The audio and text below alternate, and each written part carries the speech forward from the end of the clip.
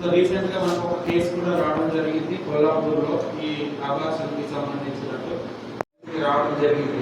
So ఆ పిహెచ్సికి వచ్చినప్పుడు ఆ రెగ్యులర్ ఓపీ ఎంత ఉంటుందో అందరికి కొంచెం అటు ఇటే మనకు వచ్చే జనాలు కూడా అక్కడ హాస్పిటల్కి వచ్చే జనాలు, పిహెచ్సికి వచ్చే జనాలు ఉండడం జరుగుతుంది.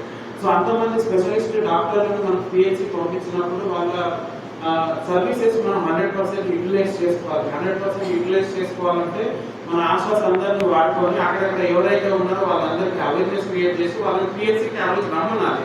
ఎందుకంటే రోజు మీకు ఆ డాక్టర్ ఉన్నాడు కదా, రోజు అట్లాంటి ఇష్యూస్ వచ్చి అయిన అనేది మీరు క్లియర్గా ఐడెంటిఫై చేసుకోవాలి. అట్లాంటి ఏమైనా ఉంటే నా దృష్టికి తీసుకురావాలి. అండ్ మీరు ఖచ్చితంగా ఎక్కడెక్కడైనా ఇట్లాంటి జెండర్ 199 డేస్ పాలన ప్రగతి ప్రణాళికలో భాగంగా మనం నిర్వహించుకునేటువంటి ఏప్రిల్ 2న గ్రామ సభ బీపీ, షుగర్, అలాగే క్యాన్సర్స్ వీటిలో మేము సాధించినటువంటి జెండర్ టెస్టింగ్ చేస్తున్నారు, అవకాశాలు చేస్తున్నారు అంటే then it will be immediate గా మీరు ఆ మెడికల్ ఆఫీసర్ దృష్టికి, డిఎంహెచ్ దృష్టికి తీసుకురావాలి.